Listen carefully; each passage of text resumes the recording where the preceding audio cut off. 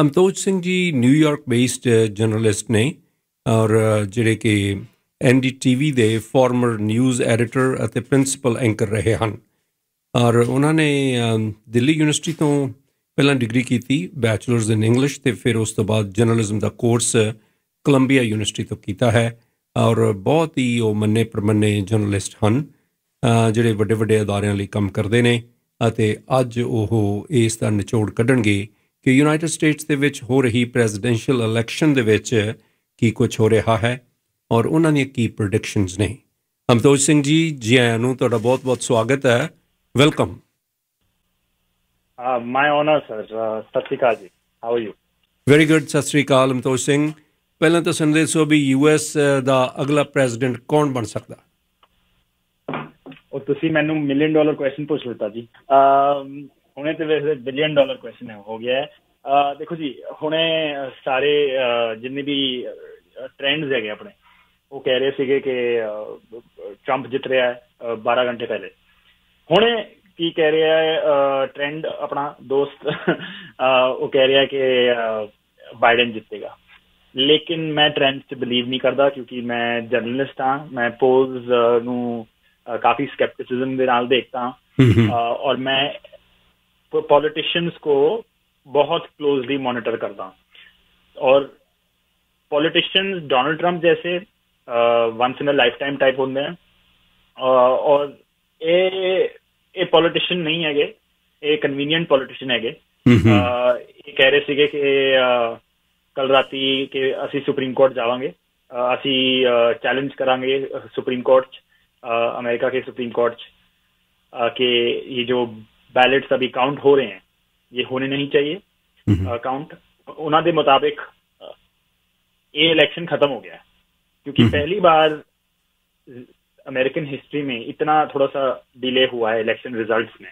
ये इसलिए हुआ है क्योंकि पैंडेमिक हो रहा है, पैंडेमिक की वजह से ज्यादा मेल इन बैलेट्स भेजे गए हैं और लोग इलेक्शन इन पर्सन वोटिंग कम करी है सबने। तो इसलिए जो इलेक्शन ऑफिशियल्स हैं हर जगह उनको थोड़ा टाइम लगेगा काउंटिंग करने में। पर डोनाल्ड ट्रंप जी ये कह रहे हैं कि इसमें फ्रॉड हो सकता है और इस बात को लेके कोई एविडेंस नहीं है कि फ्रॉड हो सकता है क्योंकि वो कह रहे हैं कि एरिजोना और निवाडा जहां पे वो पीछे हैं वो कि वहां पे काउंटिंग करते रहिए, लेकिन पेंसिल्वेनिया, मिशिगन, विस्कॉन्सिन में वोटिंग रोक दीजिए क्योंकि वहां पे वो अहेड थे। अब वो पीछे हो गए वहां पे। तो मेरे हिसाब से आपका जो क्वेश्चन है, Biden technically on technical grounds मेरे हिसाब से उनको जीतना चाहिए, लेकिन सुप्रीम कोर्ट में ये बात जाएगी और सुप्रीम कोर्ट में कुछ भी हो सकता है। सुप्रीम कोर्ट में Donald Trump conservative party, Republican party के जजेस हैं, 3 उन्होंने अपने 4 साल में लगाए हैं वहां पे।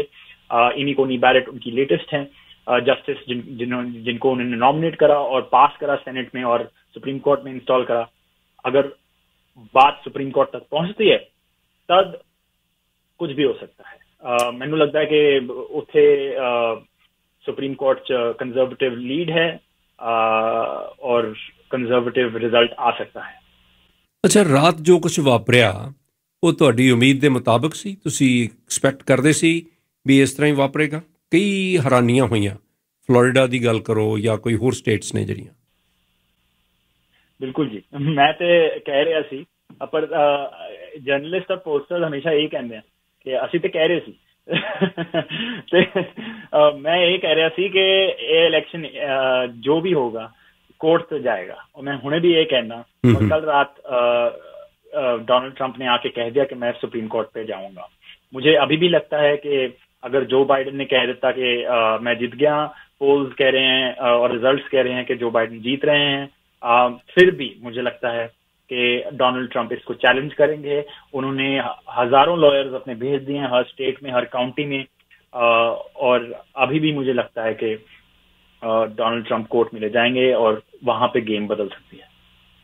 पर ਅਮਤੋਜ ਸਿੰਘ ਜੀ, ਜਿਹੜੀ ਤੁਸੀਂ ਗੱਲ ਕਰਦੇ ਹੋ supreme court the, of course supreme court ਦੇ ਜੱਜਾਂ ਦੀ ਨਿਯੁਕਤੀ ਇਸੇ ਤਰ੍ਹਾਂ ਹੁੰਦੀ ਰਹੀ ਹੈ। ਇੱਕ ਵਾਰੀ ਜਦੋਂ ਜੱਜਸ ਨਿਯੁਕਤ ਹੋ ਜਾਂਦੇ ਨੇ ਫਿਰ ਉਹ ਬਹੁਤ ਫੇਅਰ ਐਂਡ ਬੈਲੈਂਸ ਅਪਰੋਚ ਰੱਖਦੇ ਆ। ਉਸ ਤੋਂ ਬਾਅਦ ਉਹ ਇੱਕ ਪਾਸੇ ਝੁਕਦੇ ਨਹੀਂ। ਇਹ ਕਿਵੇਂ ਹੋ ਸਕਦਾ? ਉਹਨਾਂ ਦਾ ਆਪਣਾ ਐਥੀਕਲ ਸਟੈਂਡਰਡ ਹੋਏਗਾ ਕਿ ਜੇ ਉਹ ਇਹਨਾਂ ਨੇ ਨਿਯੁਕਤ ਕੀਤੇ ਆ, ਇਹਨਾਂ ਨੇ ਅਪॉइंट ਕੀਤੇ ਆ, ਜ਼ਰੂਰੀ ਤੇ ਨਹੀਂ ਕਿ ਉਹ ਇਹਨਾਂ ਦੇ ਹੱਕ 'ਚ ਫੈਸਲਾ ਕਰਨਗੇ? नहीं, आपकी बात बिल्कुल सही है, लेकिन सुप्रीम कोर्ट और कोर्ट लीगल लैंग्वेज में दो चीजें मैं कहना चाहूंगा। पहली बात, ये जो सुप्रीम कोर्ट है, अब ये ऐसा सुप्रीम कोर्ट बन गया है जहां पे रिपब्लिकन पार्टी ने अपने जजेस डाल दिए हैं। अपने जजेस का मतलब ये होता है कि जो जजेस उनको सही लगते हैं, जो जजेस उनको लगते हैं कि वो कंजर्वेटिव जजेस हैं, जो उनकी तरह सोचते हैं, उनको नॉमिनेट करके, उनको पास करके वहां डाल दिया है। और अभी जो सुप्रीम कोर्ट है, अमेरिका का सुप्रीम कोर्ट 9 जजेस का बना हुआ है। उसमें 3 जजेस हैं जो लिबरल कहते हैं या प्रोग्रेसिव कहते हैं, जो चाहते हैं कि हाँ, जितने वोट काउंट करने चाहिए, करने बाकी हैं, उनको उन वोटों को आपको काउंट करना चाहिए। लेकिन 6 जो हैं वो कंजर्वेटिव हैं। इसका मतलब यह है कि उन्होंने जितने भी पहले अपने इलेक्शंस केसेस देखे हैं, जब वो छोटे कोर्ट्स में थे जजेस के तौर पर, उस टाइम उन्होंने जितने भी ऑर्डर्स दिए हैं, उन ऑर्डर्स में उनकी जो कॉन्स्टिट्यूशनल इंटरप्रिटेशन लीनिंग थी, वो ये थी कि नहीं, जिस दिन इलेक्शंस आते हैं आपको उसी दिन रिजल्ट देने चाहिए। तो इस हिसाब से 6-3 के फेवर ट्रंप के फेवर में है वो।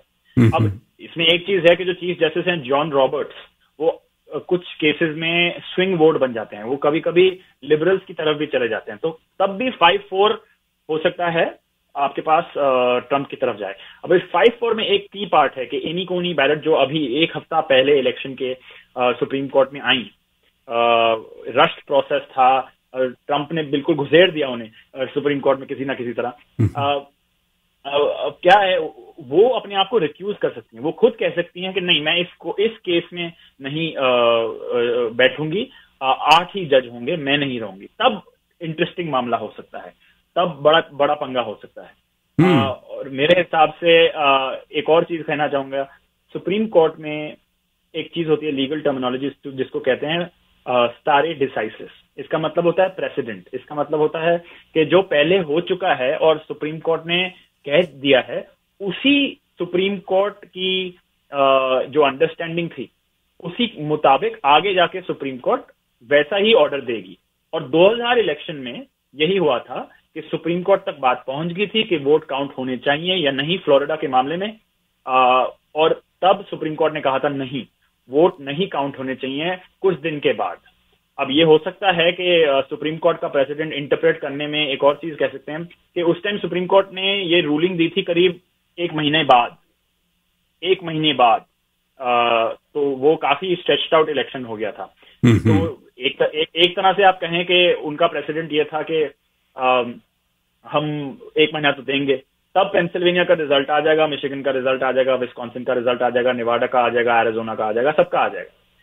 परमतोष सिंह जी, चलो जो सुप्रीम कोर्ट 'ਚ केस जाऊगा उदों तो जाऊगा, इन द मीन टाइम कोई ਇਹੋ ਜਿਹਾ ਖਤਰਾ ਹੈ ਕਿ ਰਾਈਟਸ ਹੋ ਸਕਦੇ ਨੇ?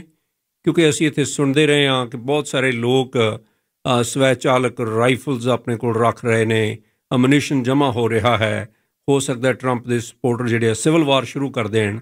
ਇਸ ਤਰ੍ਹਾਂ ਦੀ ਕੋਈ ਸੰਭਾਵਨਾ ਲੱਗਦੀ ਤੁਹਾਨੂੰ?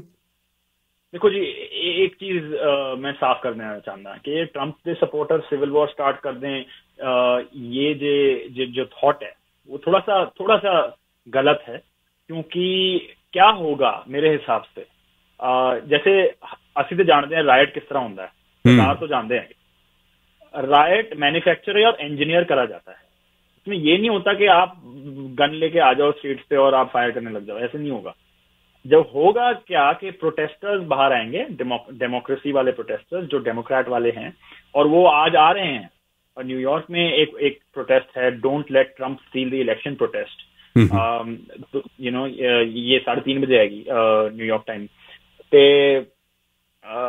अब इसमें क्या होगा, न्यूयॉर्क तो डेमोक्रेट स्टेट है, तो यहाँ पे शायद पंगा कम हो, लेकिन दूसरे स्टेट्स में दिक्कतें आ सकती हैं जहाँ पे ट्रम्प के सपोर्टर्स, रिपब्लिकन सपोर्टर्स, जो जिसे कहते हैं प्राउड बॉय, जो राइट विंग ग्रुप है, फ्रिंज ग्रुप है, लोग ये कह सकते हैं कि ये लोग आएंगे और इनके हिसाब से डेमोक्रेसी को बचा रहे होंगे और डेमोक्रेट्स के हिसाब से वो डेमोक्रेसी को बचा रहे होंगे और वहां पे क्लैश हो सकता है।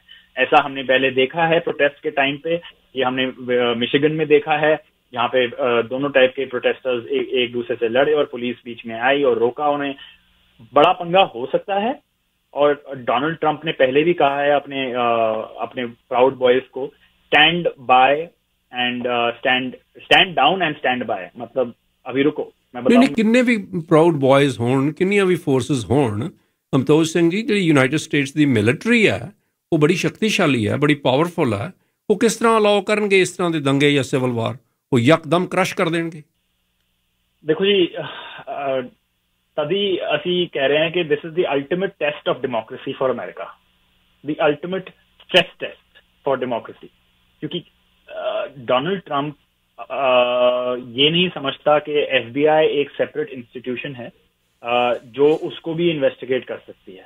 डोनाल्ड ट्रंप ये समझता है कि एफबीआई उसी की एक जागीर है जिसको वो जिस तरह कहें उस तरह उन्हें बिहेव करना चाहिए। और डोनाल्ड ट्रंप ने ये हर जगह दिखाया है। डोनाल्ड ट्रंप ने जब प्रोटेस्टर्स वॉशिंगटन डीसी में थे, उन्होंने जो जनरल हैं मिलिट्री के, आपने जो मिलिट्री कहा, उन्हीं को लेकर एक चर्च में, व्हाइट हाउस से बाहर जाकर चर्च में बाइबल उठाई और दिखाई एक फोटो ऑप के लिए।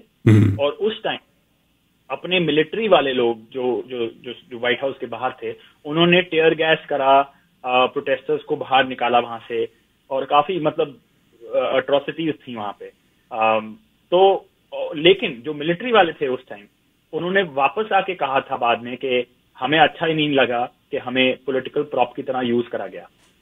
तो अभी ये एक टेस्ट होगा, एक टेस्ट होगा कि क्या करेंगे। डोनाल्ड ट्रंप कहेगा नहीं, मिलिट्री बीच में नहीं आएगी, क्योंकि जितनी प्रॉब्लम होंगी उनके लिए बेहतर है, क्योंकि उतना ही प्रेशर सुप्रीम कोर्ट पे आएगा। या अगर डोनाल्ड ट्रंप कहते हैं कि मिलिट्री बिच नहीं आऊगी तो he is commander in chief, military के जनरलों ਨੂੰ ਉਹਨਾਂ ਦੀ ਗੱਲ ਸੁਣਨੀ नहीं पवेगी। बिल्कुल जी, बिल्कुल, he is the commander in chief, लेकिन the military doesn't come into political matters. So he can send the armed guards, he can send the national guards, लेकिन ਉੱਥੇ ਗੱਲ ਹੈ ਕਿ ਥੋੜਾ ਸਾ ਕਨਸਟੀਟਿਊਸ਼ਨਲ ਮੈਟਰ ਹੋ ਜਾਂਦਾ ਹੈ, ਮੋਰਲ ਮੈਟਰ ਹੋ ਜਾਂਦਾ ਹੈ। ਉਹਨਾਂ ਦੇ ਡੋਨਾਲਡ ਟਰੰਪ ਲਈ ਮੋਰਲ ਅਥਾਰਟੀ, ਮੋਰਲ ਕੰਪਸ ਜੋ ਹੁੰਦਾ ਹੈ, ਐਥਿਕਸ ਔਰ ਮੋਰਲਸ, ਉਹ ਤਾਂ ਹੈਗੇ ਨਹੀਂ ਨਾ।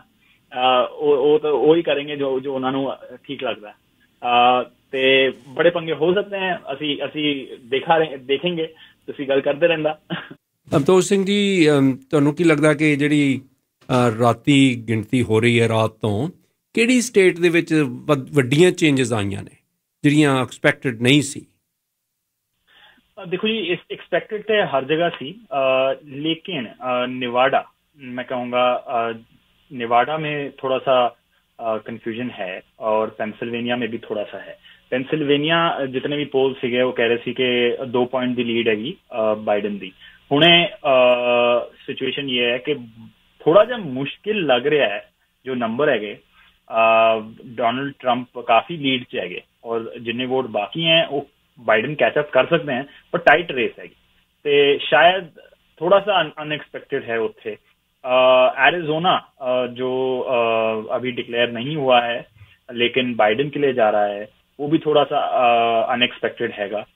लेकिन कल राती असी जानते सी कि ये रिजल्ट जो है होने, अर्ली जो वोटिंग हो रही है और रिजल्ट आ रहे हैं, वो असी जानते सी कि ये जो वोट है ये फ्लिप हो सकते हैं। क्योंकि क्या होता है ना कि पेंसिल्वेनिया, मिशिगन, विस्कॉन्सिन 3 ऐसे स्टेट है जिथे पहले वोट जो काउंट होते हैं वो सारे रिपब्लिकन वाले काउंट होते हैं, सारे तो नहीं पर काफी, क्योंकि ये 3 स्टेट अपने वोट काउंट कर दिए है पहले जो इन पर्सन वोटिंग होती है ऑन इलेक्शन डे।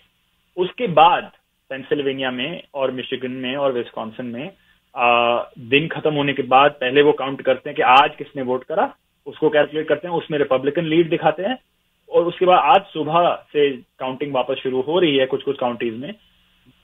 डेमोक्रेट्स ने जितने भी मेल इन बैलेट्स करे थे और पहले कुछ दिन में वोटिंग करी थी, 5-6 दिन पहले आके, उनके वोट काउंट हो रहे हैं, तभी बाइडेन कैचअप कर रहे हैं और बाइडेन ने लीड ले ली है कुछ कुछ जगहों में।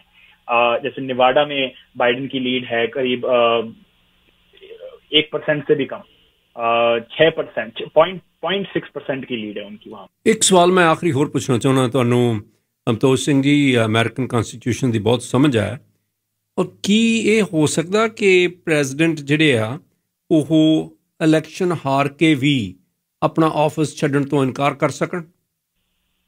देखो जी, मैं ट्वीट किया सी कुछ हफ्ते पहले, एक हफ्ते शायद पहले मैं कुछ ट्वीट किया सी कि who is responsible based on the constitution to make sure that the president leaves the White House?